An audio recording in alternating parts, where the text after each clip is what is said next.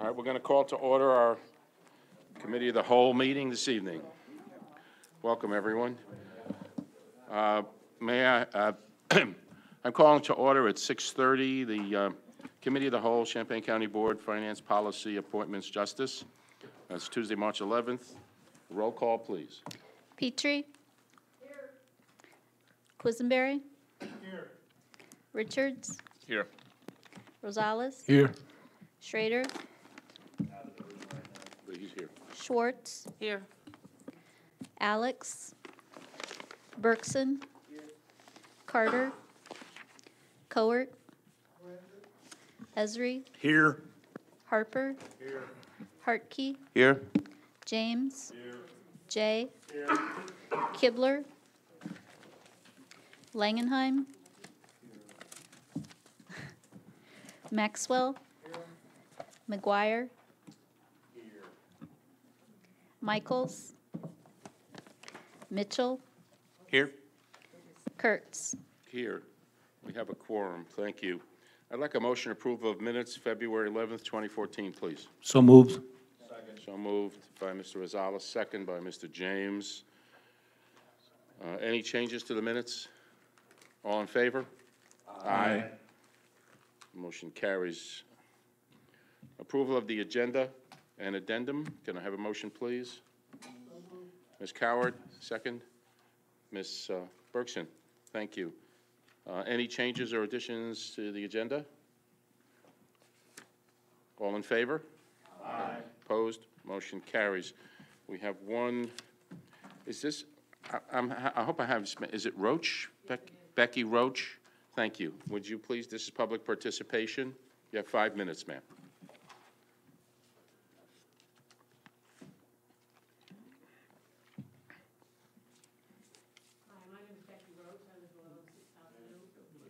Hit the button right in the middle. There you go. In Champaign.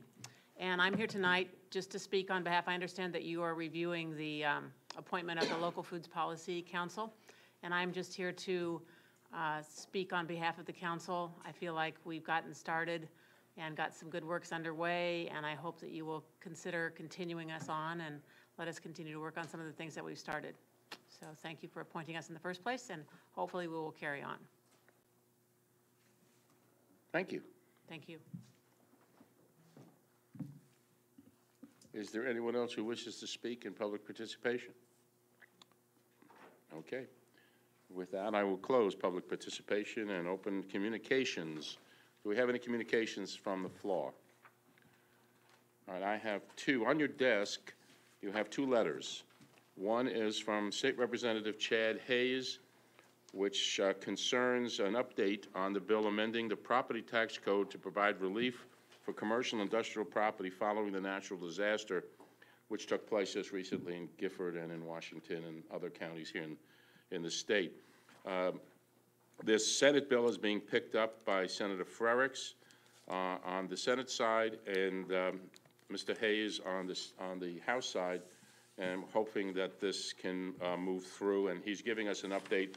And on your attachment, you'll see the actual bill that is proposed.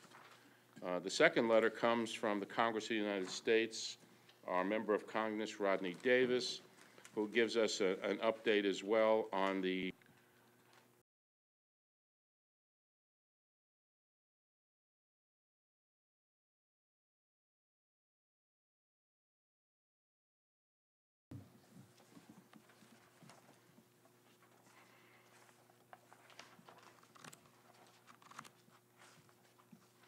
I'm sorry. Just before I do it, I have 4 of our members asked me to have them excused. It's Ms. Michaels, Mr. Alex, Mr. Kibler, and Mr. Carter will not be here this evening, and they've asked to be excused this evening. Thank you. Astrid.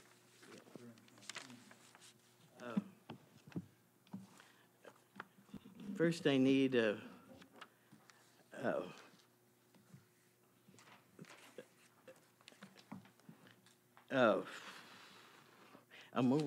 do I need a motion to approve the review of the evaluation ratings for the respondents?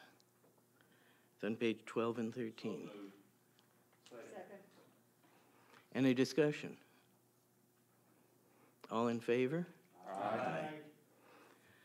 Okay, then, oh,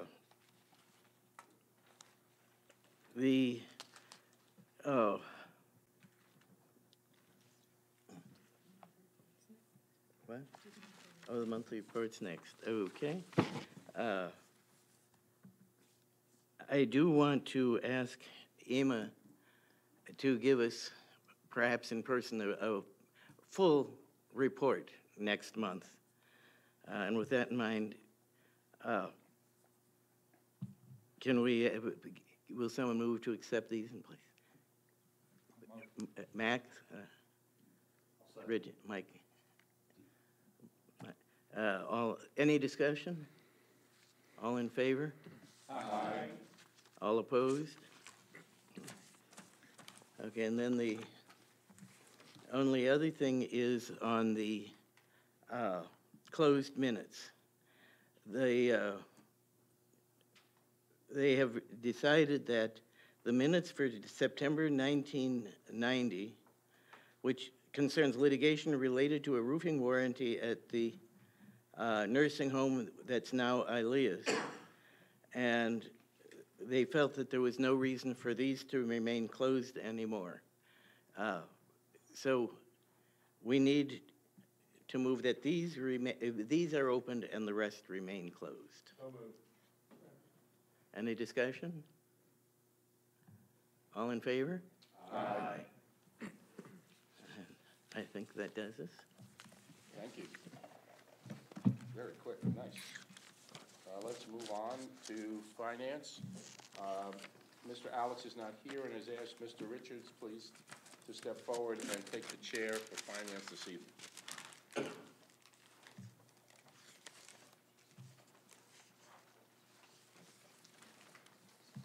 Okay, on finance, first up, we have the treasurer's report. It's fairly uneventful. I'll take a motion to place that on file, and then maybe, what's that?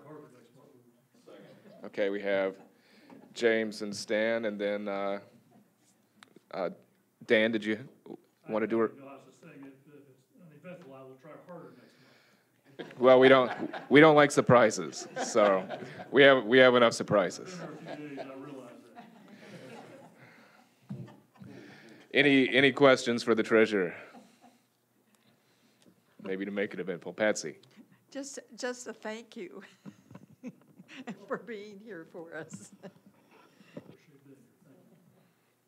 Anything for Dan? He came all this way. Okay. Well then, all in favor of putting this report on file? Aye. All opposed? Okay, next up, we have the auditor's report. Can I get a motion to review that from Max? And somebody want to second that from Aaron? Did you have a report, Mr. Farning? Does anybody have any questions on the auditor's report? Okay, once again, we made him come all this way, so. Patsy? Yeah, I want to make it worth. I want to make it worth your while. I'm making certain that I'm asking you this at the appropriate time. You speak close to your microphone. I'm sorry, I just was reviewing if this is the appropriate time. I have a question on bills being paid late. You sent us along sheets of. Sure, I'd be glad to answer those questions, but if Mr. Richards will allow it. Absolutely, Mr. Farning. Thank you very much. I just have a question. What are define public properties? Sure, that's your physical plant, building All and of the grounds. buildings, that's the grouping of that? For the most part, yes. Okay, it was just purely an Yeah. information question on no that. problem. Thank you very much. Any other questions for our auditor? Okay. All in favor of putting this report on file, say aye. Aye. All opposed? Okay, that's on file. You have in your packet the nursing home monthly report. Gary, Josh, do you have anything you want to add to that? Well, I guess first I'll take a motion to place that on file. So moved. Josh, Gary, anything you guys want to add? No? Okay. Any questions or discussion on the nursing home report? Patsy? Just a couple of maybe concerns. There are a couple of things like the equipment that's going to be purchased shortly, and that's a good chunk of funds for the nursing home. And then the second has to do with the dietary contract. And my focus of my question has to do with making certain that any contracts that are set up, that there are sufficient guarantees, so if issues come up, that those are covered in the contract, such as this new equipment will be covered. Are there guarantees for the workability of the equipment? And the nursing home has been paying on that contract for dietary, and it isn't clear to me if there was anything in that contract that would have aided that not to have been happening, since they're not filling their part of the contract. Gary, you wanted to respond to that? Okay. I'll try to respond. Subject to an inquiry I received from you last night, Patsy, I have made contact with Scott and inquired as to what kind of guarantees there are or will be in place on the equipment that was awarded last night. And about all I can say about the dietary contract is that MPA is in consultation with the state's attorney's office to see if, what our rights are within the memorandum of understanding. Perhaps Deb might help me with that if there's more. I actually haven't thoroughly read the RFP. There may well have been guarantees placed in that dietary equipment that was ordered. And I will, let me explain what we're talking about. It is in the report. But last night, we were presented two quotations or bids for certain types of dietary equipment that will allow food to be delivered hot to the from the central kitchen to the dining areas in a timely and acceptable fashion, in the amount of around $43,000. The next bid was about $10,000 higher. The administrator and Scott both assured us that this was a very reputable company, and they felt quite comfortable that the quality of the items that were going to be submitted to us would be in full compliance with the specifications. But beyond that, I don't know that I can add much more this evening. John. I did want to add, in case people missed it, the candidate we had for Director of Nursing has come back to us and accepted an offer to continue, to come to work. Excuse me. Evidently, she was working with the Farmers City Nursing Home, is that correct? And they were trying to counteroffer, and she admits she could have handled it a little better, but she decided she did want to take our offer. So we have filled what has been a very long and arduous position to fill, and hopefully we can go forward now with that. Anyone have anything else related to the nursing home? Okay. All in favor of putting this on file, say aye. Aye. All opposed? Okay. We will move on to budget amendments and transfers. We have 3 of those. The first is 14-2, transfer of funds to take advantage of lower than expected salary expenses. Is there a motion? So moved. We have Stan. And that's for $2,000. And is there a second on that? Second by Astrid. And once again, it's $2,000 transfer of funds to take advantage of lower than expected salary expenses. It affects the state's attorney's office. Are there any questions on this item? Okay. All in favor, say aye. Aye. All opposed? That passes. Next, we have increased appropriations of $9,850 on budget amendment 14-10 to increase the budget to allow payment for the UPS system at the courthouse. And Mr. Alex sent out a memo on this. Is there a motion on this from Aaron? Is there a second? Second. Second from Al. Are there any questions on this? I know you had some in caucus, James. Yeah, I don't know if Andy's here, because when I was looking at the specifications for this device, I was a little bit concerned because there's no information in here about what load the stuff at the courthouse represents. And it has very clear times that this device can run that equipment based on how much the load is. And if it's fully loaded, I'm not sure it will cover what we need for the time for the generator to start. But if it's a partial load, it probably would cover. So I'm just a little bit concerned about that. Well, I can't answer specifically for the load, but I do know that this is the entire network infrastructure is dependent on this, and I can't imagine that our IT staff didn't take into consideration the potential full load for this uninterruptible power source. They did work with a consultant, and they did expedite the order so that this will be done this Thursday evening, because there was concern that with the fact that we are potentially in storm season, that we were significantly at risk if we didn't do this as soon as possible. So the equipment has been ordered. Okay, thank you. James, you also saw some paradox with the numbers. I thought you mentioned you saw two different serial Yeah, numbers. at various places, this is listed as a 8 kVA or a 12 kVA UPS, which indicates what its total power capacity is. And no, I mean, it talks about how it can be upgraded. It says it's a 12 kVA, but it says later that it can be upgraded from 8 kVA to 15 kVA. So that just introduced some question in my mind as to whether the documentation was correct or whether there's some discrepancy there. Astrid. Even though we'll already have it, could they tell us exactly what we have for the county board meeting? Yes, they can, and I do believe it is for 12 kVA with 90-day warranty. James. And you mentioned 90-day warranty, but we are in fact paying for the additional amount to get it covered for up to a year, right? Exactly. Okay, thank you. Any other questions on this item? Okay, all in favor of this, say aye. Aye. All opposed?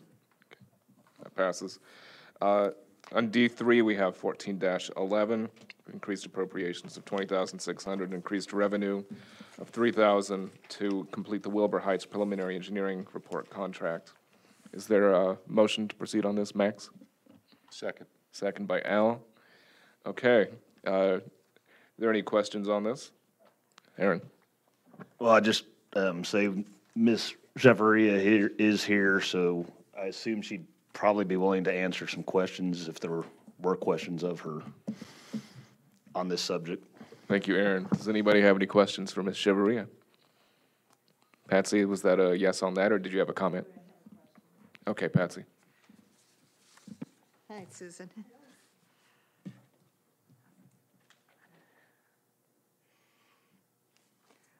And my question is based on what Mr. Alex sent to us in relationship to this particular finance item. And the way he explains it here, is that the street is 0.44 miles long with the western 0.14 miles being in the city of Champaign and the eastern 0.40 miles being in Summer Township. And I sent him a question because those two numbers add up more than, and what he wrote back, he's out of town, so he probably was doing it from memory, was that that's what were in the minutes from the highway meeting. Is there a way of making certain that those miles are right in the final document? It's 0.3 miles and 0.14. Okay, great, thanks. Any other questions for Ms. Chavarria? Thank you. Any other discussion on this item? Okay. All in favor, say aye. Aye. All opposed? Motion passes, but will not be on consent. Next item is E1. We have a request of acceptance agreement between Champaign County and the Illinois State Board of Elections for a voter registration state grant. That grant is for $20,000. We have Langenheim, and was that Hartke? Okay, Langenheim and Hartke, moving that. Do we have any questions or discussion on this item?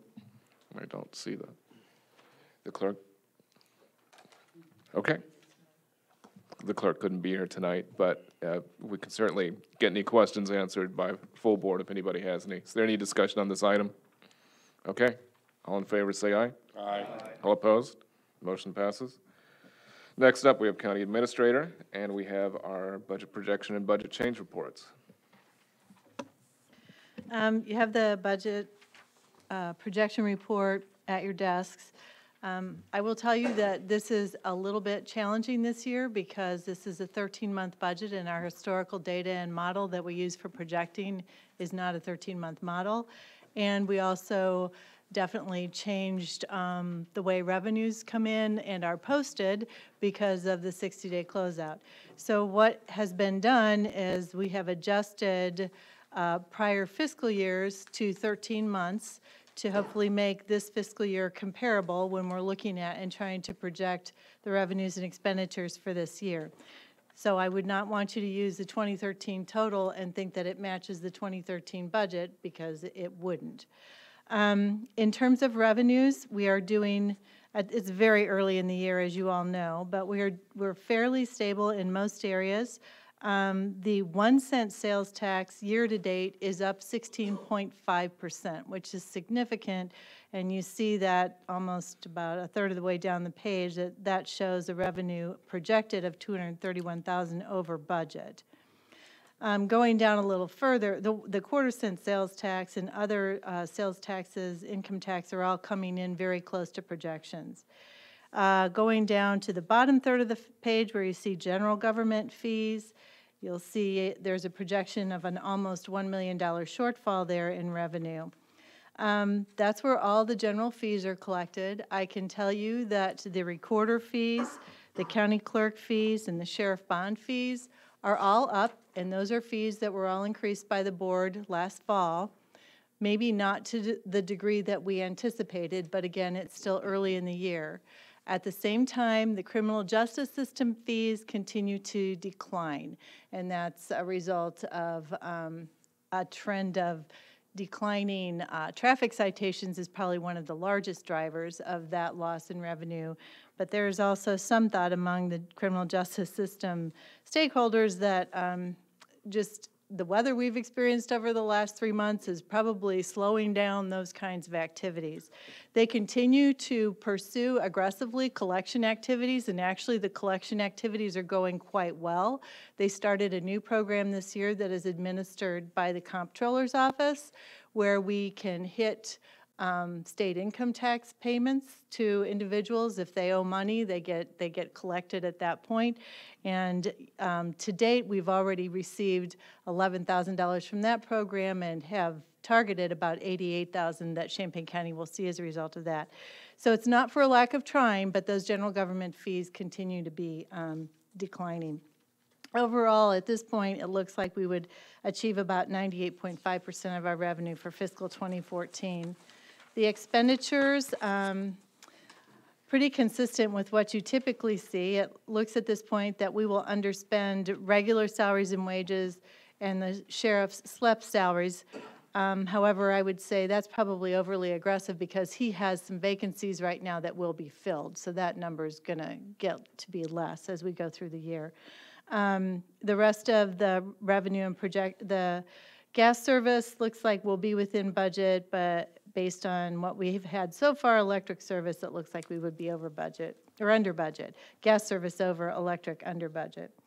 Overall, looks like the expenditures would come in at 97.5%. On the summary sheet, we start the year in a fairly good position with a $6 million fund balance, which is about almost 16%.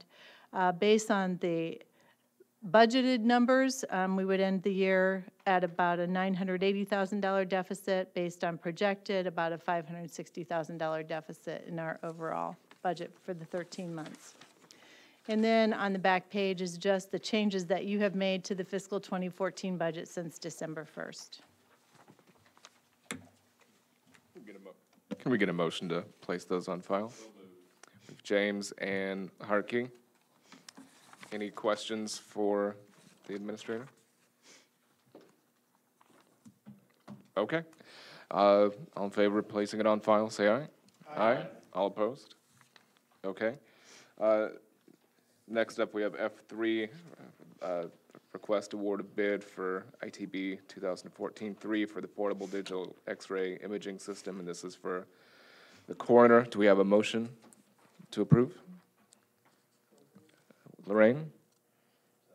Aaron Esri? Any discussion on this item? All in favor, say aye. Aye. All opposed? Okay. And we have the recommendation for the establishment of elected official salaries for officials to be elected in November 2014. Is there a motion? Patsy, is there a second? Was that Astrid? Okay, discussion? Gary, your hands up?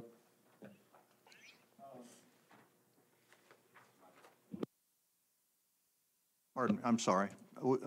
There was a frank discussion of this in the caucus this evening, and the general consensus is that we want to move away from a percentage raise for this round of salary adjustments. I think we're going to propose for the county clerk and the treasurer $1,250 a year for each of the next 4 years. For the sheriff, we propose $1,550 a year for each of the next 4 years. And the adjustment for the board chair suggest, and I talked to, this is one we didn't really totally discuss in the caucus, but I'm suggesting $400 a year for each of the next 2 years for the adjustment to the board chair salary. Point of order, is this a motion to amend? Is this a motion, Gary? I'll make it so. Okay. We have Gary and Stan making a motion to amend, and could you restate what those were again? Again, for the county clerk and treasurer, the motion is to adjust those salaries, $1,250 a year for each of the next 4 years. For the sheriff, adjust his salary at $1,550 a year for each of the next 4 years. And for the board chair, adjust that salary, $400 a year for each of the next 2 years. Okay. We have an amendment to the motion. Anybody want to speak to that? Just for clarification, what is it in percentages? I mean, eventually it is percentage, so you simply say a smaller percentage? I'm trying to figure out what's the amendment. Thank you.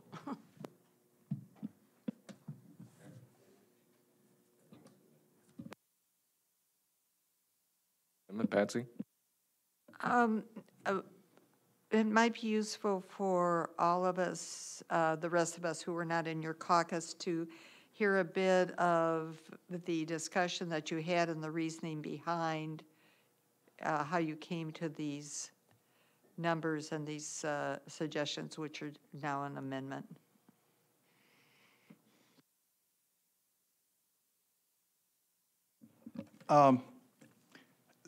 The discussion was quite far-ranging, and it ranged from holding salaries as is to accepting the recommendation of the administration. And I think there was general consensus, though, that we wanted to get away from the percentage increase, because if you tend to spread the high and the low apart in a greater amount with a percentage. In other words, if you give the low end of your scale of 2% raise and the high end of the scale over time, the same percentage, over time, you're going to separate the high and the low of your people. And I'm talking about across all areas of our people here, of our employees. So at the top end, administrative salaries, we felt that for this adjustment, a flat salary increase per year would tend to get away from that compounding of the percent at the high end. And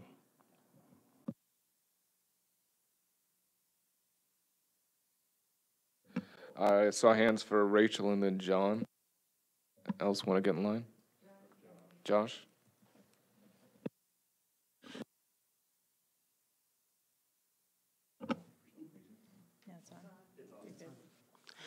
I'll direct it at you, but maybe it's not necessarily to you. Do you have any reasoning why to increase the county board chair, which is already higher than any other county? Not to discount the importance of the job, but we do have an administrator that's doing a fantastic job. I would be glad to answer that. Matter of fact, there was one proposal that we actually cut the salary. And there didn't seem to be any, no one picked up on that. So the 400 that I went ahead and translated into the board chair, approximate about, it's in proportion to what we are proposing now for the sheriff and the county clerk and treasurer. I mean, my understanding is we do have a few that we don't increase at all, so I'm just not sure why not include that particular position with a group that doesn't get an increase. And I think I stated it before, unlike the other positions where I suppose the concern is that we don't pay adequate wages, we don't get the right people. County board chair is not something that somebody runs knowing ahead of time that there'll be a county board chair. So I don't think we have any concern that somebody will not be willing to serve because of the extra $400 or $400 less. So I'm just not sure. I mean, I understand $400 in a $100 million budget is not a big deal. Nevertheless. Okay, next up we had John. No, you're going to be fourth. Roll call vote, please. Okay. Okay. John. Some of the other discussion we had also came about. Recently, Cam Moore's contract with RPC came up, and that's one thing we changed was we got away from percentage increase in salary into a flat or any kind of extra we would give. So I think Gary described it very well about how we want to get rid of the high and the low, how they're using the percentages. And kind of answer the question too, Rachel, we really didn't get into a discussion about as deep as we did with the other positions about the chair's position. And I mean, we're putting this out. We don't have to vote on it tonight, but I mean, we could amend it, absolutely amend it and change that. I wouldn't have a problem with that. Okay, next we have. Yeah, we actually are talking about in some other discussions about flat number raises instead of percentage raises. And I think I really kind of commend the other caucus for looking at that because disparity is an issue, and a 1% raise on $80,000 a year is a heck of a lot more than a 1% raise on $10 an hour. So I like that. I also, you know, if we're going to give raises to treasurer, sheriff, and clerk, which I'm not 100% behind yet, I think we ought to go ahead and do the chair as well, because it is a position that requires work and there are costs of living and so on. But in my mind, maybe we even ought to address the entire board's reimbursement at the same time. I know that was raised recently, but you know, the same rules apply as far as cost of living expenses and how much it costs to be a member of this board. That being said, I don't think that that's going to have any support, so I can drop it. But to me, it's hard for me to vote for raising somebody's salary who's making $80,000 a year, even by 1.4%, when we're talking about our $10 an hour employees not being able to squeeze a 1% raise for them. So I have a lot of concerns about it, but I do applaud the idea of going for solid raises instead of percentages, and could negotiate on the numbers to bring around my vote. Okay, Ralph, did you have any more you wanted to add? Did you have more you wanted to add? No, okay. And Al, you didn't have anything? No, I'm good. Okay, so we have Patsy and then James. Yeah, anybody else? I would like to ask any member of the Republican caucus, when you were talking about the chair's salary, were you also talking about the per diem that the chair receives in addition to the salary? If I could answer that for Gary so we don't run out of gas. We didn't really discuss we ran out of time, so we didn't discuss the chairman's salary to any degree, and to answer your question, absolutely not. We didn't do anything with his salary, to be perfectly honest, except what Gary quickly put together for us so we could have something.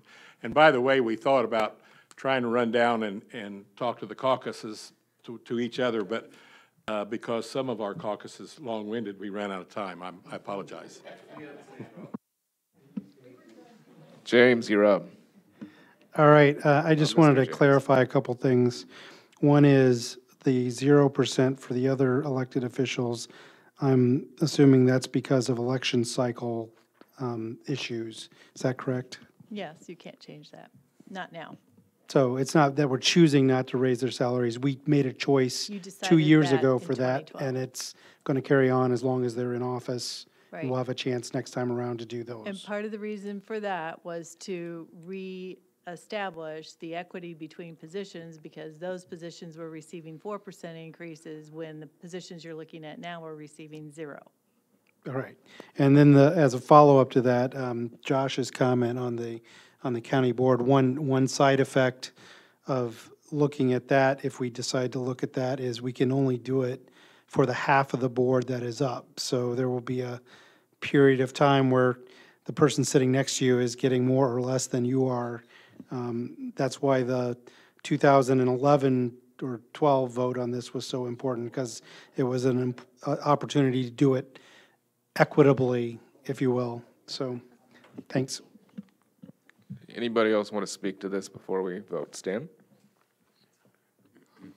Yeah, all the discussions on the elected officials, I think we're very fortunate in this county. We have very qualified people, and good people should be paid.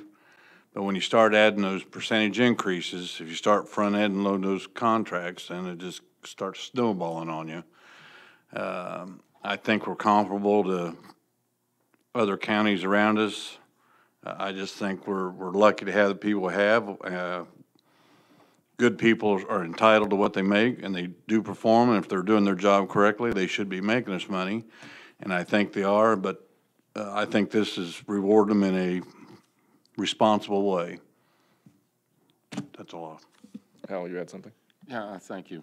As the chair makes it what he wants of it. He can work more, he can work less. There's no one overseeing his responsibility and his time that he puts in. I don't think a $400 raise is necessary. I would certainly make a motion to have that reduced back to what the amount is. It's really not that much money on either way. The amount of time that's put in by whoever has this seat in 2 years from now will make it what they want to make of it, whether they show up or not, as some others. So I don't think $400 is really, we're not talking. But from my standpoint, the money that I'm paid because it happens to be what the chair makes. I don't necessarily think anybody who runs for the chair runs for the money. Honestly, we're not talking about a lot of money here. I hope not. Was that a motion? I'd make a motion to Point just. of order, we're talking about an amendment right now. Is this an That's true. amendment You to got the an amendment on an amendment? amendment. Or is this an adjustment of the amendment? Yeah, I would, Asking yeah, the- adjust it that the county board chair doesn't need it. Losing track of where we are. Just keep it at the salary that it already is and has been for, I don't know, eons, it seems. There you go. $400 would be a good meal in Chicago out of it. Ruth Chris, I can get rid of that $400 real fast. Gary, are you wanting to adjust that, or do we need to? I'm agreeable to that adjustment. The second was that Aaron? I don't think it was ever seconded. Oh, did you?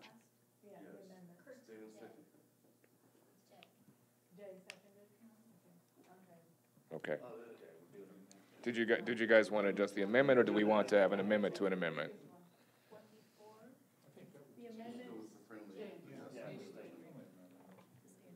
Are you amenable to that? The only reason that 400 was thrown out, John Jay was trying to get me to stay and run for chair, but 400 wasn't gonna. Didn't work, did it?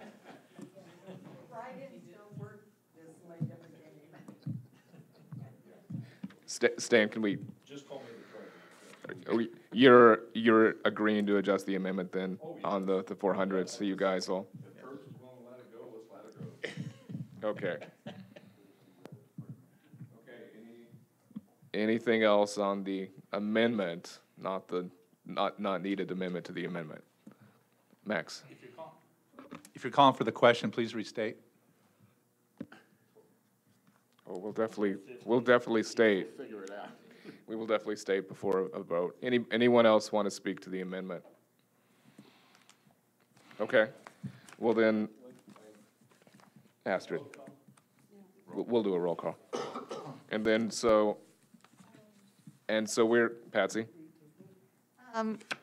This is just a reminder to everyone, and that column wasn't in any of the data we got, and I'd asked for it before, that we get a column that shows what is the additional amount when we consider the benefits on top of the salary. And remember, that's another third. So as we're talking about all of this, it isn't just what we saw in the columns. Use your imagination and add another column. Okay. Do we have anyone else who wants to speak to the amendment? Okay, then tell me if I'm wrong, guys. But so we have clerk and treasurer adjusted to a $1,200 a year pay raise for 4 years. $1,250 for 4 years. Sheriff, $1,550 for 4 years. Chair, 0 for 2 years. That's correct? Okay. Can we have a roll call vote on that? Petrie, Yes. Quisenberry, Yes. Rosales, No? Schrader, Schwartz, Yes. Bergson, Coert, Esri, Yes. Harper, Yes. Hartke, Yes. James, Jay, Yes. Kurtz, Langenheim, Maxwell, Yes. McGuire, Mitchell, Yes. Richards. Yes. The amendment passes. We have an amended motion now. Josh, you wanted to speak to that? Yeah, I would, Deb, what's the deadline on this? You have to do this by your May meeting. Okay. I would like to move to defer this until the April CAL to give everybody a month to think about these numbers, since now we're all seeing the numbers. We've moved them through. Let's make sure this is what we want to do. If it is 1.4%, that is more than we're talking with most of our lower scale employees. And I don't know that I can support that, but, and Patsy would like to see more data as per usual. Okay. But I would, so my motion is to defer this to our April CAL. Second. We have a motion to defer by Hartke. We have a second by Quisenberry. Anybody want to speak to deferring the motion? Ralph? Ralph, you're up. Roll call vote again. Okay. John? Well, with all due respect, I really don't want to defer this. I cannot go through another session with this caucus like we just went through, so I'm not going to be able to support it. Anyone else want to speak to a motion to defer? Okay. Did we have somebody? Jim, did you have something? I was just going to say I don't see any reason to defer it either. It's a pretty good vote for it. Okay. Anything else on the motion to defer? Can we get a roll call vote on the, I'm sorry, James? I'm just going to say that I don't have a problem with deferring because we have 4 members absent and our deadline is May, so that's why I'm okay with it. Okay. Patsy? I know Josh teases me about this, but I would like to defer it so I could see some new calculations on how things look. Okay, anybody else on the motion to defer? Okay, can we get a roll call on that? Petrie, Yes? Quisenberry, Yes. Rosales, No? Schrader. Schwartz. Yes. Bergson. Coert. Esri, No. Harper, Yes. Hartke, Yes. James. Jay, No. Kurtz. Langenheim. Maxwell, Yes. McGuire. Mitchell, Yes. Richards. Yes. Motion to defer passes. Ms. Busey? I would just request that if there is additional information you would like before you consider this in April, that you would please let me know what that is so we can make sure it's included. Okay. Do we have any other business? The chair is not here and has no report. We do have a couple closed session minutes. We have a memo from the state's attorney's office suggesting that the minutes for December 12th, 1990, which concern litigation related to a workers' compensation claim and lawsuit against the Youth Detention Center, and that the minutes for December 13th, 1995, which concern litigation related to a workers' compensation claim, are opened, and that the rest remain closed. Aaron? Would move that we follow the recommendations of the state's Second. attorney. And second from Al. Does anybody want to speak to that? Okay. All in favor, say aye. Aye. All opposed? Review of the closed session minutes passes. For consent, I believe we have D1, 2, 3, E1, and F3. Does that sound right? Okay. Thank you. Thank you, Mr. Richards. We'll now move to policy. Mr. Quisenberry.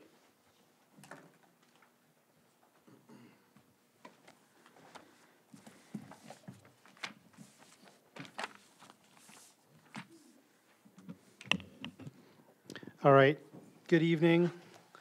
For policy, personnel and appointments tonight, the first item on our agenda, A1, is an appointment to the Sangamon Valley Public Water District for one unexpired term ending May 31st, 2016. Mr. Chair. Yes, I'd like to appoint Megan Hennessy to replace Mr. Paul Klingbeil, who passed. Seconded by Mr. Mitchell. Any discussion on this item? All those in favor say aye. Aye. Any opposed say nay. Motion passes unanimously. Next, A2, we have an appointment for the Drainage District Number 10 in the town of Ogden for one unexpired term ending August 31st, 2015. Mr. Chair.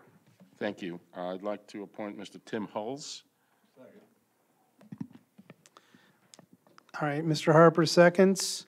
Any discussion? All those in favor say aye. Aye. Any opposed say nay.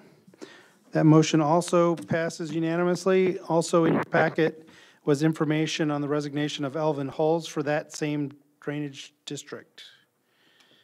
Next on our agenda in section B is the Local Foods Policy Council. When we established this this group, the original charge that we gave them lasted for 2 years, so we're at a point where we need to review that and hopefully renew it, and I would entertain a motion to that end. Motion pursuant to Resolution 8069 for a 2-year extension. All right, Mr. Kurtz, seconded by Mr. Hartke, because he wanted to make the motion. I saw his hand up there. Any discussion? Mr. Hartke. Just an aside, in a conversation with Todd Satterthwaite just the other day, he mentioned how he's starting a new share company with some property called Sola Gracia, which is kind of evolved out of local foods. It's going to be a place for people to get local produce in a regular basis, and I've had his, and it's really good. He's a great farmer, and it's come from a farm boy. So to me, that's, just one little example of how this policy council, which hasn't really cost us a dime, has started to develop new businesses, has started to help us find, new sources of food for our community. And I can't see, I think it's been a great advantage. So I certainly hope everybody supports this. And I will add, Mr. Hartke, that Sola Gratia is supported by the St. Matthew Lutheran Church over on Philo Road, and Todd has been their backup farmer for the last 2 years because they've had personnel changes, and he's been the farmer, but he's on their board. Yes, of their board.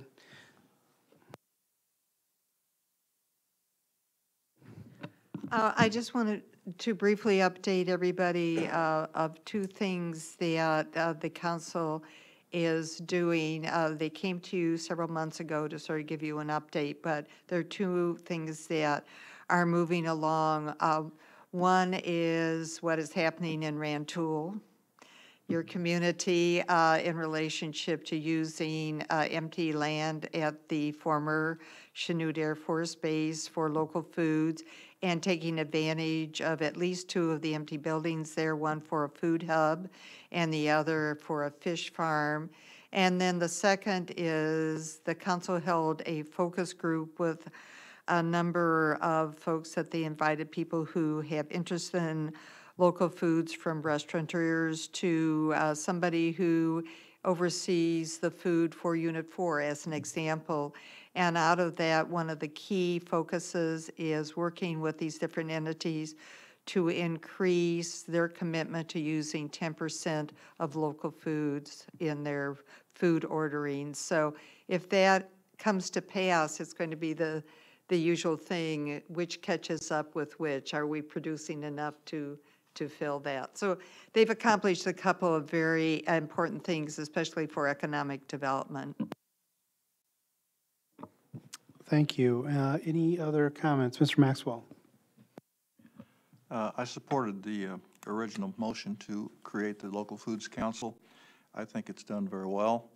I've talked to folks at the Farm Bureau even, and I have no problem. Matter of fact, I intend to support this extension of this resolution. Thank you. Any other comments or questions? I have a question.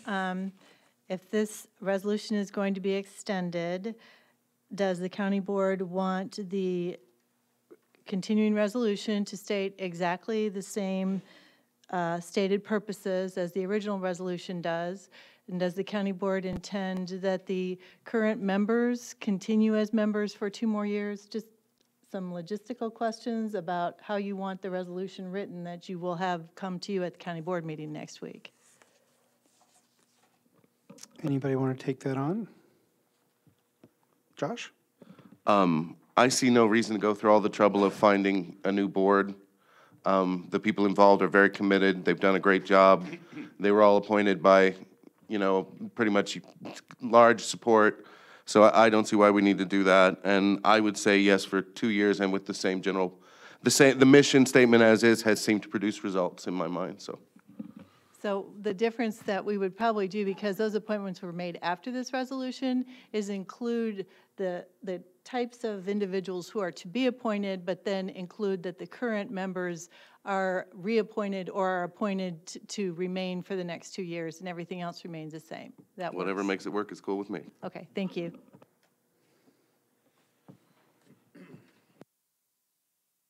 If anybody's reviewed those items and feel like they've accomplished some of them, so they're no longer in their charge, or have thought of additional items that should be added to their charge now that they've got some momentum, would you, Deb, accept any updates to that prior? That you give me.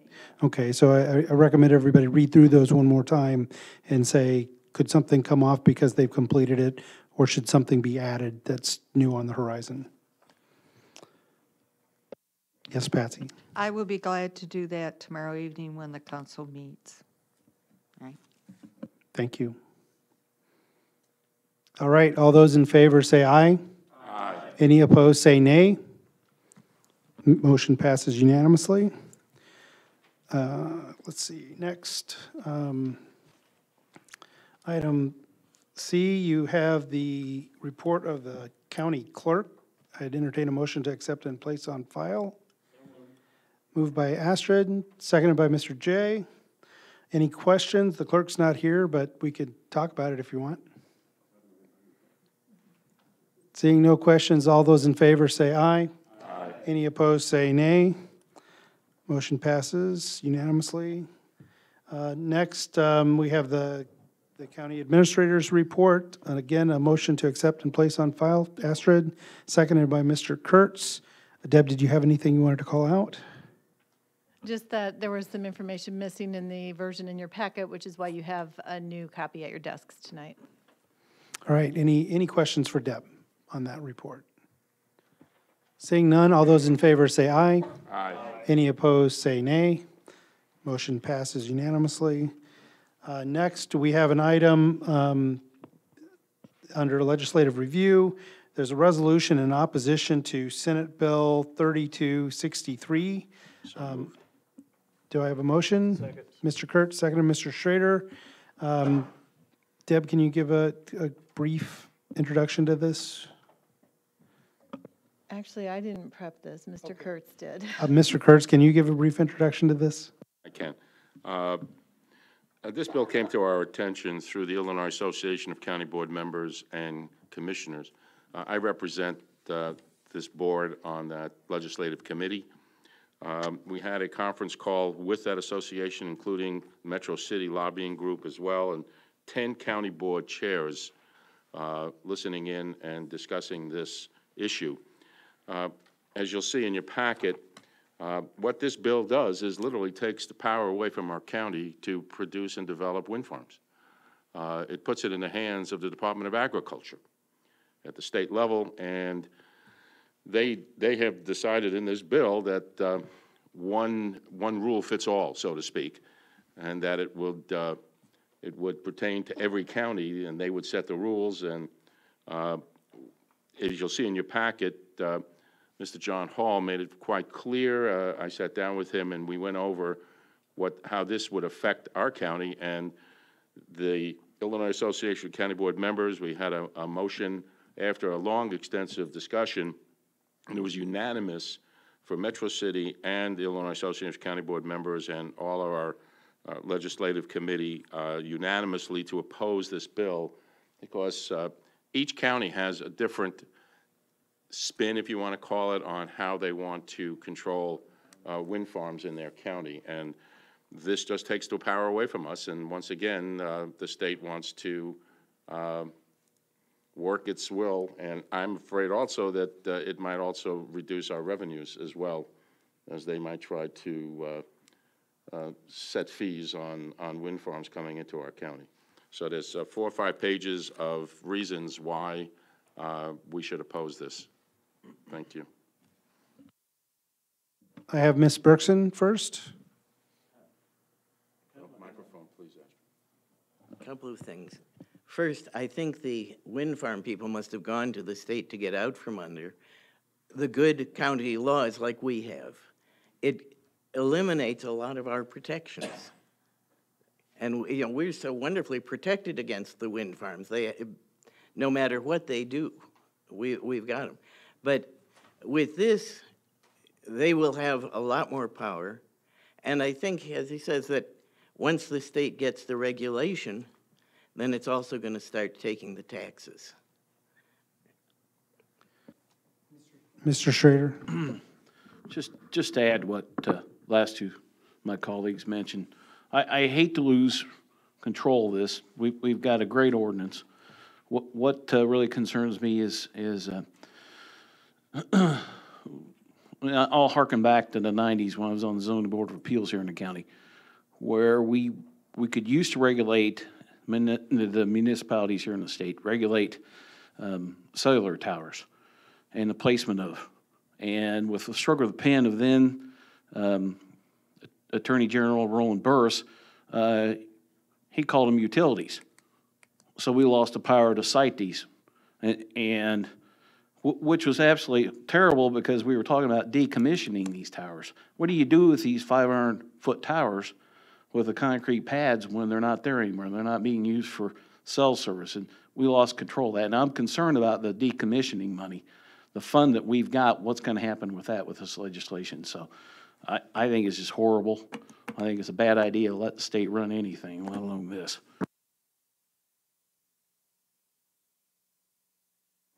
Okay, seeing no other comments, all those in favor say aye. Aye. Any opposed, say nay. No. Motion passes. All right, next under section F on the addendum, we have an appointment of Lorraine Cowart to be the liaison for the Community Action Board to replace Geraldo Rosales for the remainder of this board term through November 30th, 2014. Mr. Chair, is that your appointment? It is, thank you. I want to thank Mr. Rosales. He has a conflict. His job conflicts with this, and Ms. Cowart was kind enough to be able to take the seat for the remainder of the appointment. Thank you, Ms. Cowart. Second. Second, Mr. Schrader. Any discussion? All those in favor say aye. Aye. Any opposed, say nay. Motion passes unanimously. And the next item on the agenda is you all received a copy of updated, marked up rules that were the result of our discussion at the study session earlier in the month.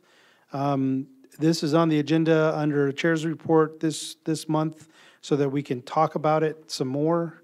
I don't anticipate us taking a vote on this tonight. I anticipate us having I'll call it a clean copy of rules published in time for us to vote on it in the April COW to be ratified in the April full board meeting. So any comments? Mr. Hartke. I just kind of want to thank the chair and the administration for putting these together. I think from my initial read, they all look very clear, and I think it's going to help us with some issues, making sure that we follow correct procedures around here. So I'm going to be in support of them. All right, Stan, I have next, and then Rachel.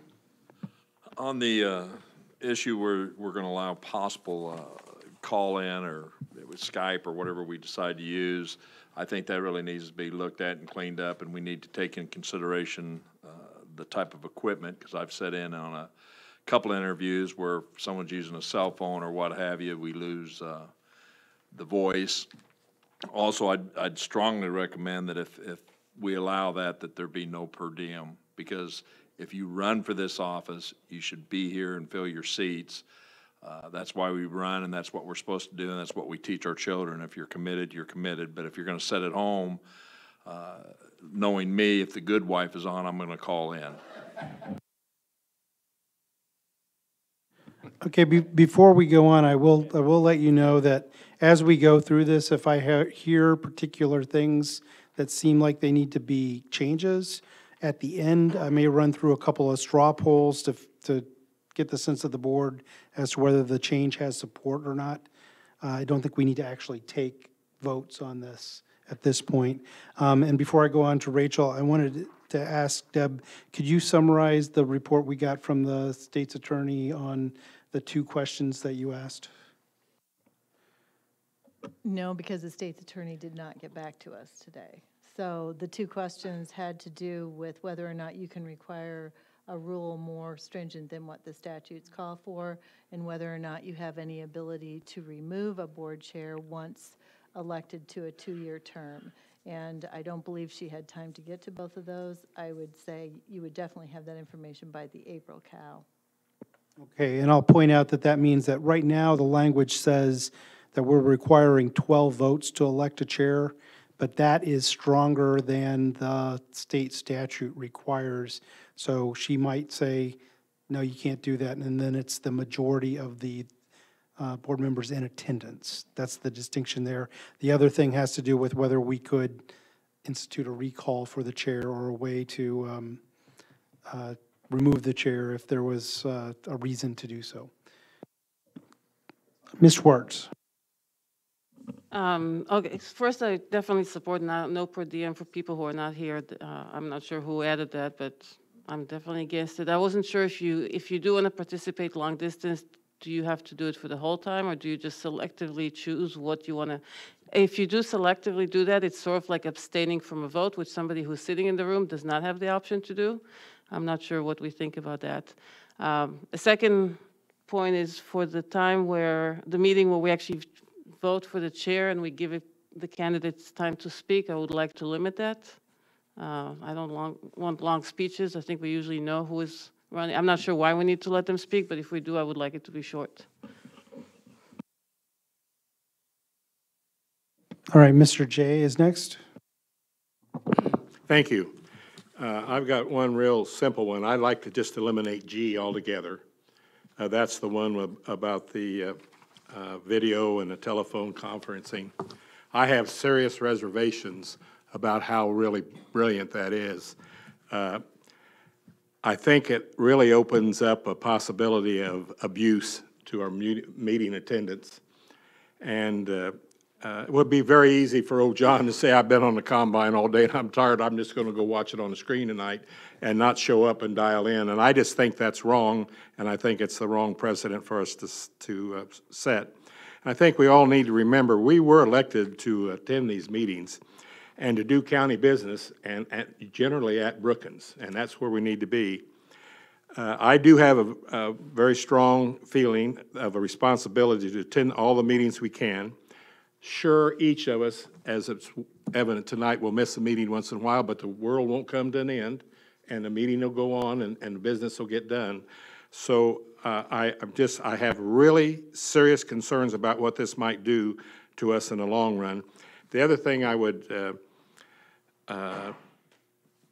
like to indicate is that in one of our highway meetings, we plugged in one of our highway committee members that couldn't make with the telephone.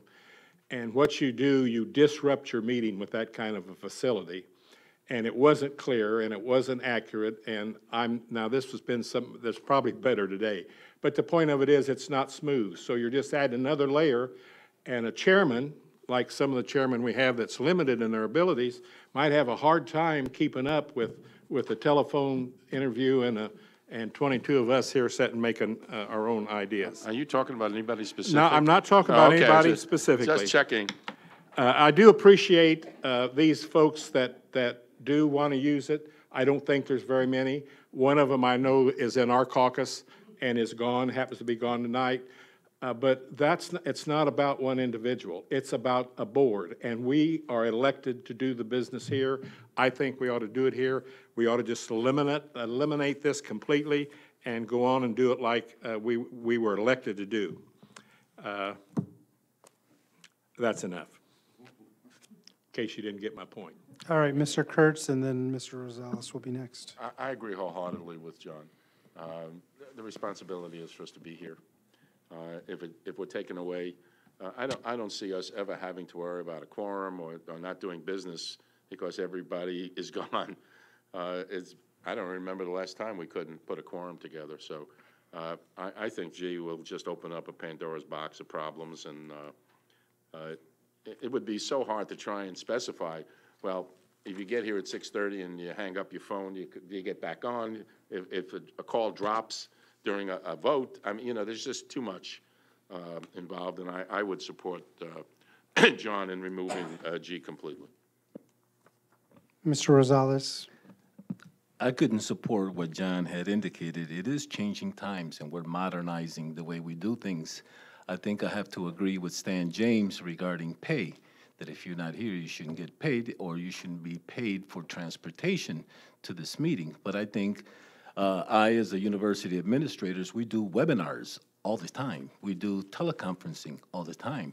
It's a new medium and mode that some of us old timers are reluctant to give up. You know, we always want to keep the same old way that we do business. We have to change with the changing times. So I could not support that. I think in the case of Lloyd Carter, has been ill and he has been hospitalized. Not that any of our Republican friends are working on the combine and they had a hard day and they want to stay home. I think it specifically states that whether you're ill or there's a family emergency and there's a valid reason. I think that we have done the alternatives to our committee meetings. We've done them on a 2-year ad hoc, and let's try it. If it doesn't work, and then we could always divert back to the way it used to be. But as the cow and as the committee of the whole, we are experimenting with better, efficient ways to conduct these meetings. So I would oppose that, and I would include that change, because if there isn't a quorum and we have a teleconference with an additional member, those that took the time out to be here would be able to vote. And there are some budgetary votes that would need a supermajority of the votes. So I would tend to support G. Mr. Richards is next. I'm going to have to follow up on what Geraldo said and agree with him. There are very limited circumstances in which G is applicable, and everything we've heard tonight as a reason somebody might want to call in is not allowed under the Illinois compiled statutes. And Geraldo beat me to it, but the best example I can think of is I haven't heard from Lloyd this week, but in the past he has expressed an interest in being able to call in if he had medical emergencies and be able to vote on behalf of his constituents if he's been laid up in the hospital or doing rehab at the nursing home. And that's the kind of thing, not that you're out with a cold, that would lead somebody to be able to do this. Or if we choose, if somebody is on the road on business or out with the county, we don't have to allow that. We could just lead the medical emergency. And I would certainly welcome somebody tightening this up to make it very limited, even more limited than what state statute says. But everything we've heard tonight on why somebody might not show up, that's already covered by state statute. We could certainly require anybody who called in to be there, must vote on every vote. I'm fine with that too, but I think it's an option we need to look at for especially medical emergencies, just because somebody, say, in the hospital shouldn't mean that they can't represent their constituents. And we do have votes. Like if we had a vote, we needed a supermajority tonight, I don't know if we could get it, because usually there's 2, 3, 4 people missing. Before I move on, I have several people already noted to go on. I will point out that remote attendance cannot, by law, go towards quorum. So that it can't help in that situation. And there may be some other things we can discuss that might mitigate some of these other concerns. The next person I had was Astrid.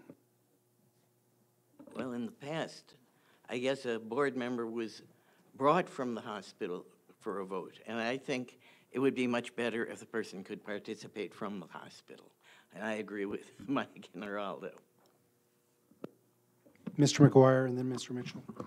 Well, I guess it's, everybody's looking at some sort of discussion benefit, because the vote wouldn't impact, the person being here wouldn't impact the vote, as we've discussed. It, didn't have to be a vote for a caucus.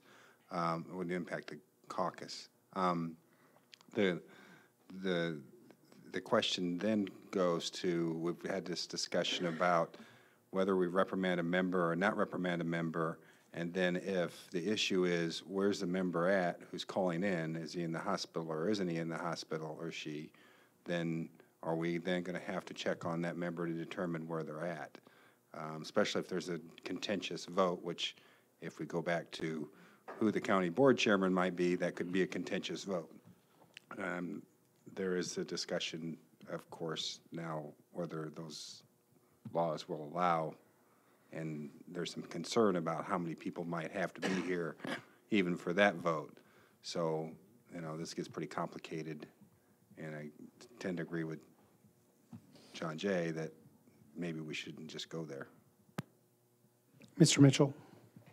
Well, I would agree that elimination of Section G would be a responsible thing to do. And I'll commend the staff that I think that technology has really improved. And I have to say that, case in point, that I was missing on the cow when the placards, the restaurant placards were discussed. I felt like I was 100% part of the meeting because I followed it online, and I had the visual, I had all the dialogue, and so I felt very prepared that when the county, you know, whatever, if that did not, if it came to the full county board, that I would have been able to have a good opinion at that point in time. So I would support that G be eliminated. Ms. Petrie? Thank you very much. I think it's just 3 items. One is maybe a compromise on the teleconferencing, and that it could apply to committees and COW, but not to the actual county board meeting. That's number 1. Number 2, in our packet on page 75, section 2, 1005, I'm curious as to the wording of this. It says a majority of the members of any county board shall constitute a quorum for the transaction of business, and then it goes colon, and all questions which shall rise at meetings shall be determined by the votes of the majority of the members present. I read that as having 2 separate meanings, and I'm interested in comments from my fellow board members as to circumstances when it'd have to be a very important issue where that the vote has to be a majority of the board, not a majority of those present, okay? I think that's why we're asking the state's attorney to advise us on this. We'll get that answer from, okay, thank you very much. And then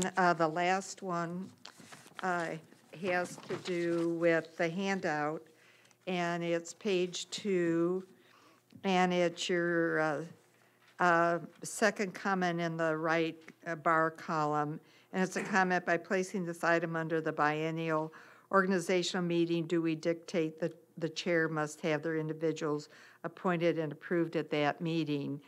And my preference would be that there is latitude. I can think of many circumstances where the meeting's late, all kinds of things going on, where pushing to get the appointments of the chairs for the various committees and vice chairs for various committees would not allow time for the various caucuses to come back together to make recommendations to come out to whoever has been elected as chair. And so it may happen that night, but let's not make it a mandate, not a shall, but may. Thank you. All right, thank you, Patsy. I have Mr. Kurtz as the next person, but I haven't spoken yet, so I'm going to take prerogative to throw some things in here. First of all, the idea of cherry picking if you're attending remotely, I got to tell you, that already happens now. And people come and go during the course of the meeting. Sometimes it's because they have to go to the bathroom. Sometimes it's because they don't want to be in the room when a particular vote is called. I don't see that that's any particularly more of an issue electronically than it is in person, because we allow people to come and go from the meeting as it goes on.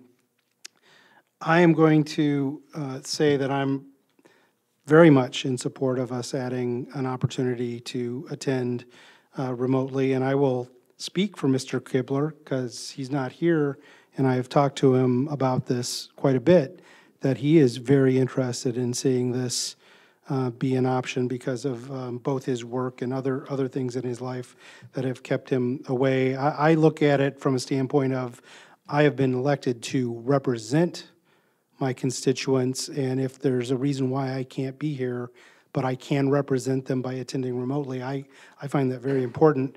I sat on the Urbana Free Library for a few years, and they had this taken care of 8 years ago.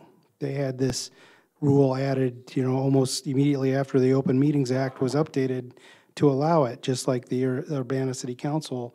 So, and the world didn't end for them by adding that on. So I hope we can find that a majority of us believe that it's a good thing to have more of our voices here, whether it's in physical presence or not.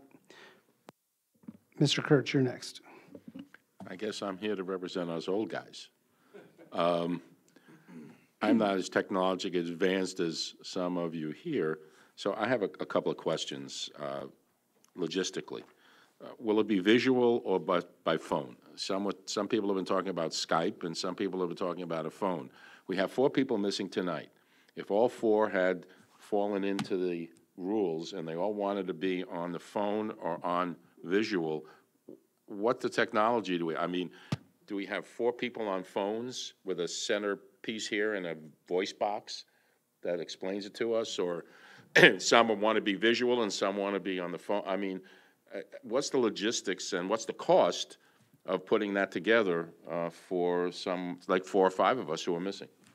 Well, I'm gonna let Deb speak to this a little bit, but I'm gonna say I regularly meet with 5, 6, 7, 8 people, video conference at work on not a daily basis, but on a weekly basis. This is not technology that's hard for us to reach. And now I'll let Deb tell us exactly what's already available here.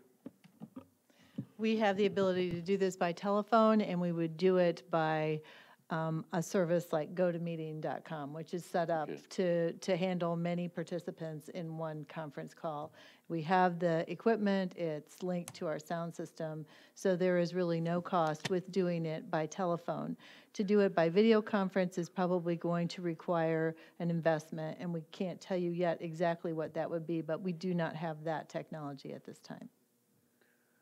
I will also add that participating with video is a pretty high burden on the remote person as well, both from what kind of connection they have to the network standpoint and being able to operate their system. If they have a Mac like Mr. Richards there, it's pretty easy, but and other equipment isn't necessarily that easy. So Can I finish? You had a follow-up? Yeah, please. So we have someone who's listening in and voting. Do they cherry pick when they want to listen in if they're watching it online and they say, well, I can call in now, I want to be on that vote, but I don't want to be on the vote of the other 3 resolutions that we just had? I mean, do they have to be at 6:30 when we call the roll, even though they're not part of a quorum? Do they have to be there to say, yes, I'm here for the entire meeting? Or can they just call in at 8 o'clock and say, well, I want to vote on the rules? I mean, how do we specify that in the rules? Mr. Langenheim, are you going to speak to that in particular, or do you have another comment you want to make? Yes.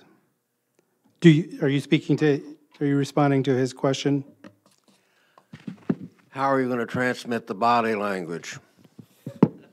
That's not speaking to his question.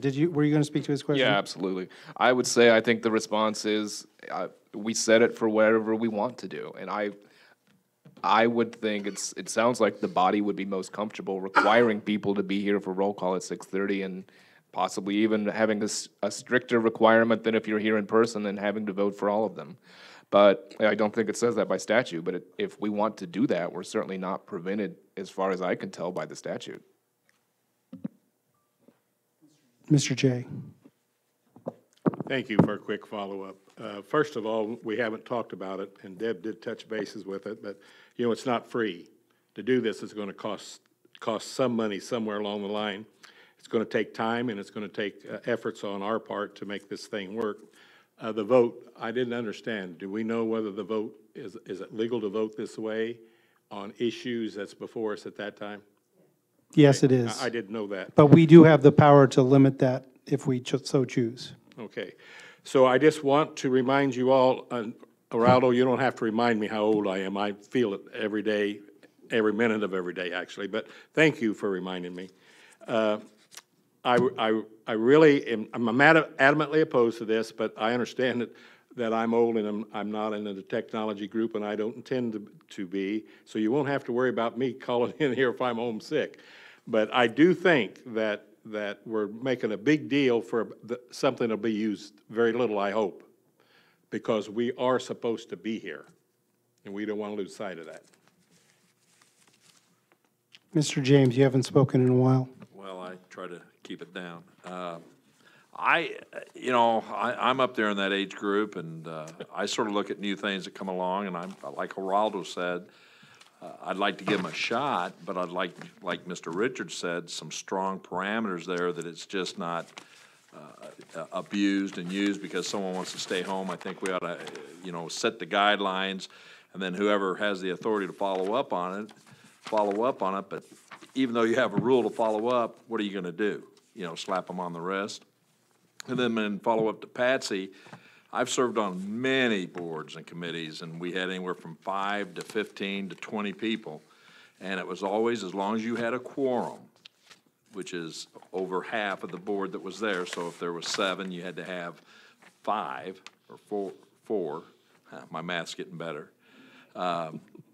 Then we could vote on the issues, because a lot of times when we're dealing with farmers and other people, as we know in the past, they're gone most of the winter and that. And you can't just keep delaying things, because there are times staff need an answer and they need it now. As we've heard already, things are bought with the hope that we're all going to okay it. So I strongly hope that once this all comes to, that we just, whoever's here, and as long as we have a quorum, that quorum can move on the business and get it done. And I realize people are sick, and I realize people want to be here, but you know what? There's times I've forgone my vacation just to be here, and I love it. Ms. Petrie. Well, I just want to congratulate my colleague, Mr. J, because he has an iPad.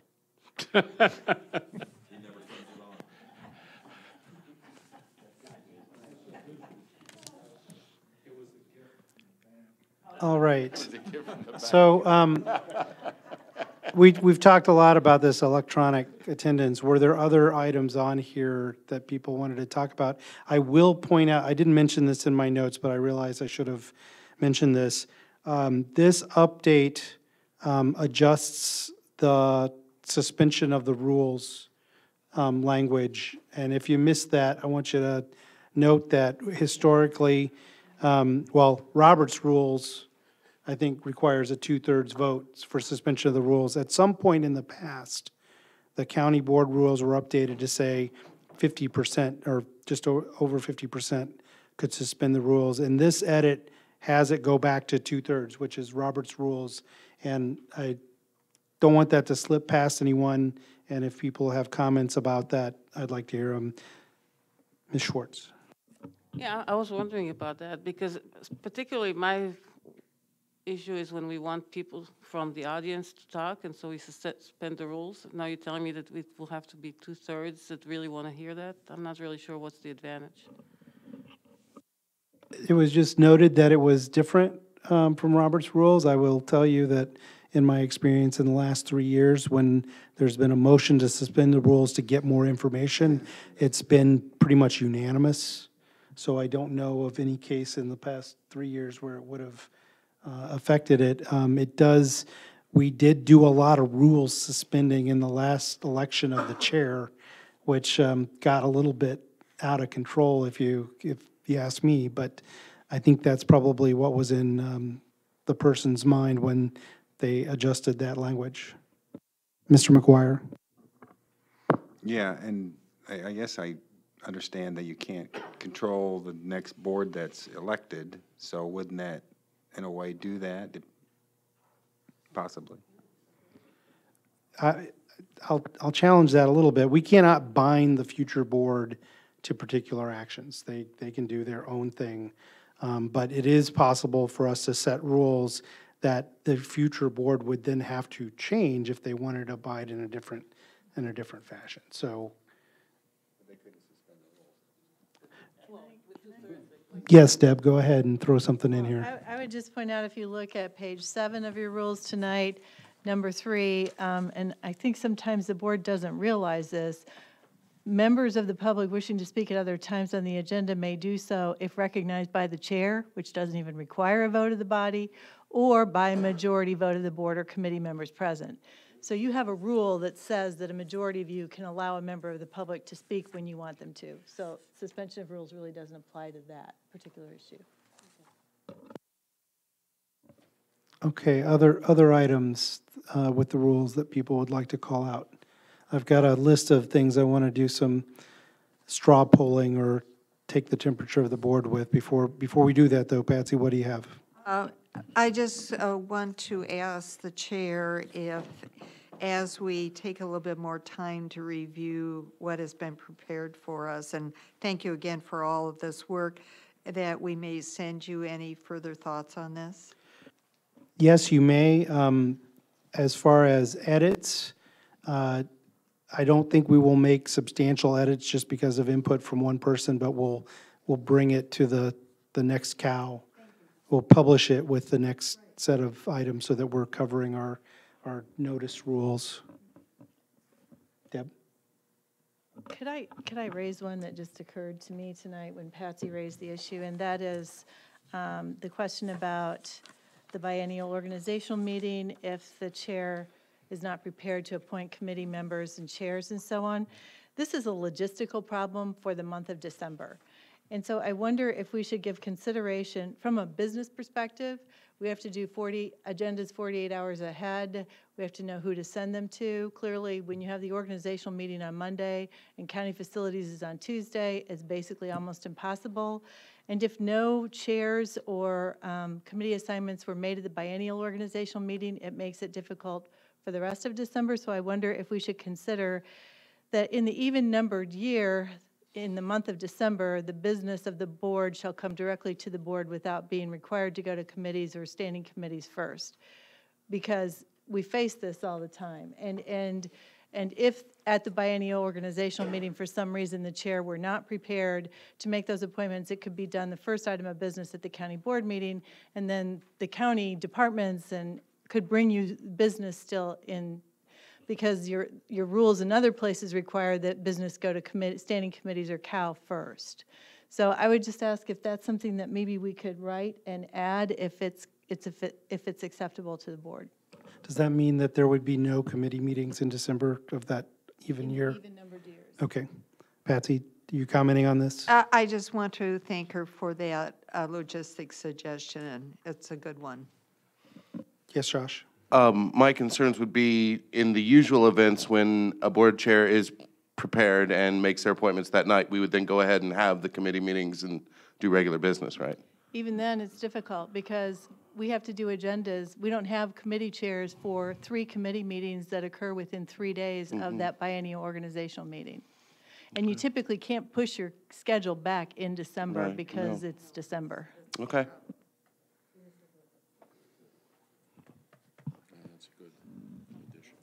Okay.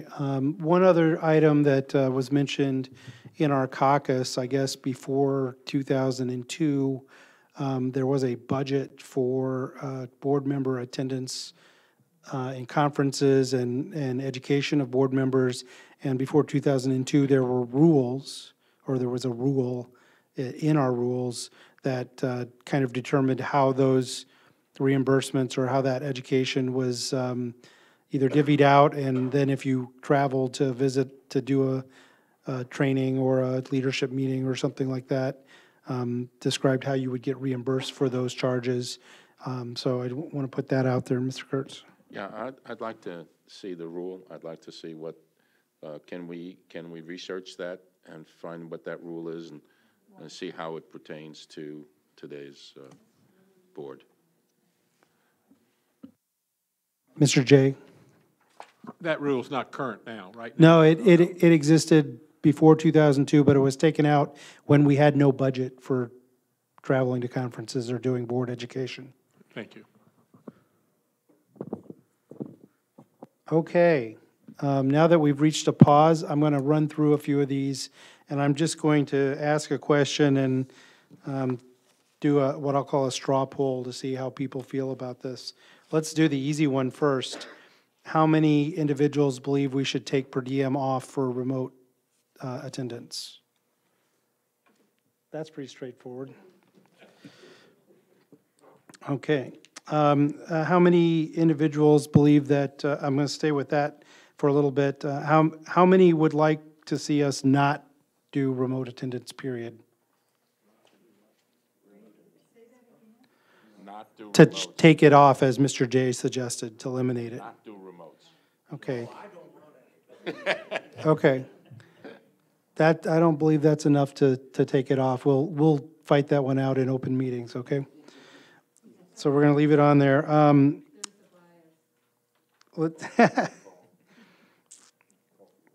Conflict of interest. Yeah, so let's see. One thing I was going to point out, there are other parameters that we could put on remote participation, like a minimum amount of notice that you would have to give the administrator to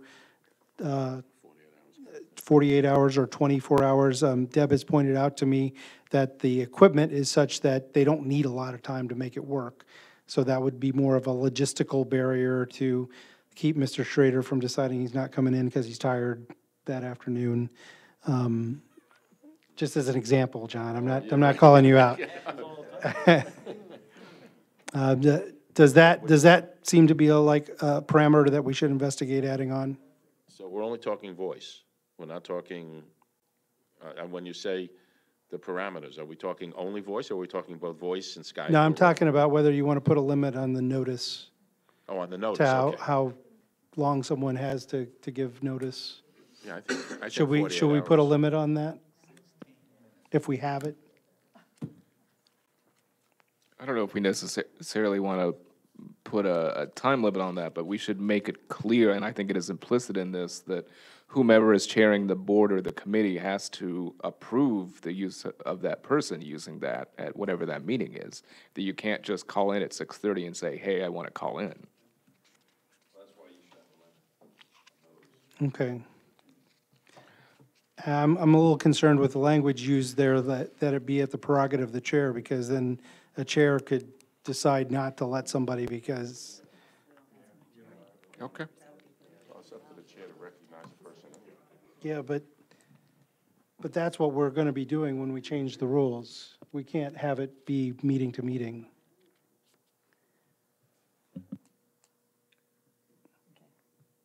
Can you take? Okay. Mr. Kurtz? Can you take the power of the chair away from recognizing or not recognizing someone? Isn't that what we're doing? Allowing attendance is different from recognition or not recognition, I would suggest. Okay. There are some logistical questions to be worked out there. Patsy mentioned a limit on the time nominated chair people can speak. Oh, that was yours? Sorry, Rachel. Do people believe that it's a good idea to actually put a limit in there for how long they get to speak? 60 minutes. Raise your hand if you think it's a good idea to limit their time. What? 2 minutes? 5 minutes? 30 minutes? It doesn't seem like that has a lot of support. So if we said each nominee has 5 minutes to address the board before the vote, is that? Yes. You're not going to be here, Stan, so I'm not seeing a lot of support for that. Let's see.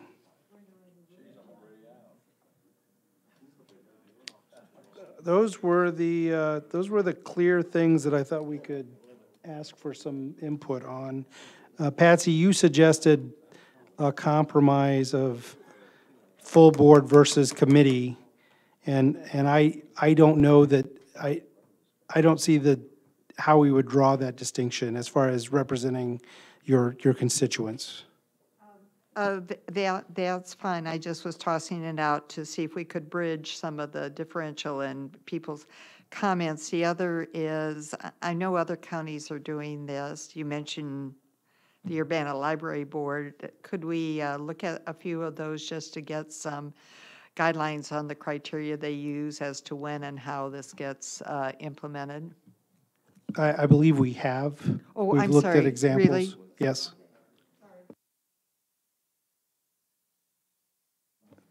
That's all I had for the rules discussion. Yes, Astrid. Shouldn't we take a straw vote on Deb's thing? I think that's. Open up your mic, please. Can we take a straw vote on Deb's suggestion? I think that's a very important one.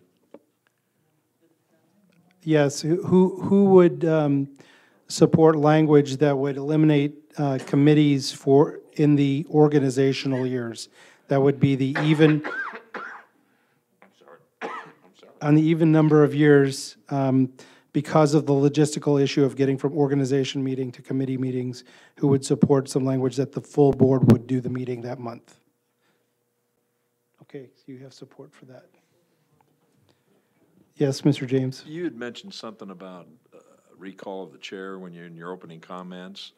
I thought at the night we did the study session, that was soundly defeated down, other than a special two that maybe wanted it. Well, maybe I misunderstood that, but that was in the context of not believing it was legal for us to do that. So I went ahead and asked to find out if that was the case. We don't know. We haven't heard back from the state's attorney yet. You can make one up, just like the rest of us. Mr. McGuire? I, for some reason, agree with Stan that I think it was a discussion that was something that people didn't feel comfortable with. And I don't know why we would continue to entertain that discussion. Mr. Esri? I don't see a problem with at least getting the, if we've already asked the state's attorney, at least get their opinion, whether we even can. I mean, I'm not sure I want to necessarily open up the idea that we recall a chair, but if we can't even do it, that pretty well says, okay, we can't do it, so we might as well get the opinion. I'll confess that we asked the question, but I expect them to come back and say you can't do it. So that kind of takes care of that, so. All right. Okay. That's it for rules. I believe the next thing we have on the agenda is, in this pile of papers here, with regard to closed meetings. Mr. Thorne has let us know that our minutes from our May 14th, 1993 meeting regarding Resolution 7969, which are closed because they involved personnel, hiring. None of the people identified in the minutes are still employed by the county, and it's been more than 10 years. So that and minutes from the subsequent meeting that discussed the same thing on May 21st, 1993, can be opened. So I would entertain a motion to open those two items and keep the others closed. Mr. Langenheim has moved such, and Ms. Bergson has seconded. All those in favor say aye. Aye. Any opposed say nay. Motion passes. That is all for policy. Oh, for consent agenda, I have A1 and 2. I have, is B1? C and D don't matter. E is not on consent agenda. E1 is not on consent agenda. There was a vote no against it. And F1, is that something we handle just here? Does that go to full board? So it's done as it is. So that's it. Thank you, Mr. Quisenberry. Is there any other business? Seeing none, a motion to adjourn? So moved. Second? All in favor? We're adjourned.